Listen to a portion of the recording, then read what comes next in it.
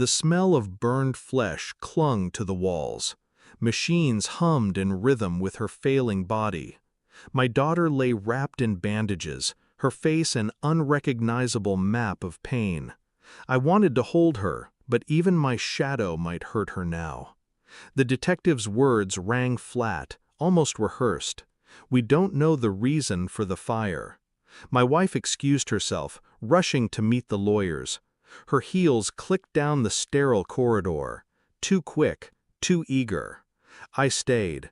I leaned closer, adjusting the sheets, pretending I still had purpose as a father. That's when it happened. Something hard slipped against my hand, hidden beneath her gown. A small, fireproof safe key, melted around the edges. A tag attached. "Dad, if you're reading this, the safe is in the floor of my closet." My breath caught. I looked at her chest rising in shallow, labored movements. My daughter, my child. Even in this state, she was trying to tell me something, and I already knew. I wasn't supposed to find it. That night I drove home alone. I moved quietly through her room, as though she were still there, asleep under the posters on her wall. The closet floor gave way with little resistance. I pulled out the safe and turned the key. Inside, photographs. Stacks of them. My wife. Another man. Their smiles intimate, private, the kind of softness she never spared for me. Letters followed, plans, promises, weekends while I was away. And then, worse. Copies of financial transfers. My daughter's college fund, my accounts, bleeding into offshore holdings. Her handwriting, neat, confirming what she knew, what she had kept. I sat on the floor until morning, not crying, not even moving, just absorbing the truth like a poison soaking into marrow. It wasn't the affair that hollowed me out. It wasn't even the theft. It was the note she'd left in the safe for me. One line, written by my daughter, "Dad, she wanted me gone."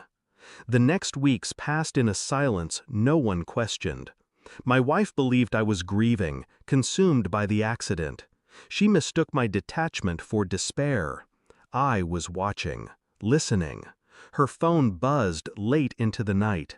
She silenced it quickly. Her laptop closed when I entered the room. Her eyes lingered on me, measuring, suspicious, but only for seconds. I pretended to crumble.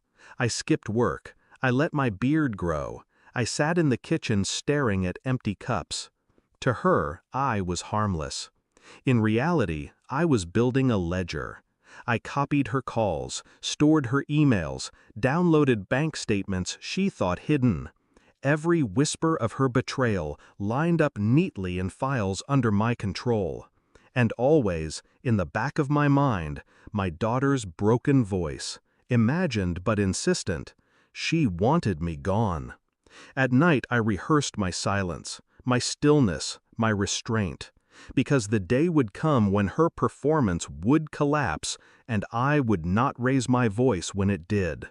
It came on a Thursday. I received the DNA test results in the mail, confirming what the photos hinted at, what the timing of her pregnancy suggested. My daughter was not mine. I held the paper in my hands for a long time. Then I folded it neatly, slid it into an envelope, and placed it on the dining table. When she came home, she noticed it instantly. "What's this?" I said nothing. She opened it, her face draining of color as she read. Her lips parted, searching for words, excuses, lies, anything. I kept my gaze steady, calm, unflinching. Finally, she whispered, "You don't understand." I did, perfectly. The silence between us was heavier than any shout. The next morning, I visited the lawyers before she could. I handed over the files, every transaction, every record of stolen funds, every piece of proof of her affair. I gave them her life, dismantled and cataloged. When she arrived, frantic, expecting to control the narrative, she was met with cold, legal precision. I sat across from her, Not as husband, not even as enemy, just as witness. Her voice broke. "You can't do this to me." I tilted my head. "I already have." She wept. She begged. She tried to touch my hand. I didn't flinch. The woman who set fire to my world was watching it burn in her own hands now. The house is quiet now. My daughter's room remains untouched, frozen in the echo of her laughter. I stand there sometimes, not to grieve, but to remember, to honor the only truth that mattered. She tried to erase me. She tried to erase us. But in the end, her secrets buried her instead. I no longer feel rage, not sorrow, just clarity. The truth has weight, and I set it squarely on her shoulders. I walk away lighter. And when I think of her face crumbling, her empire collapsing, her silence screaming louder than her words, I finally understand what it means to be free.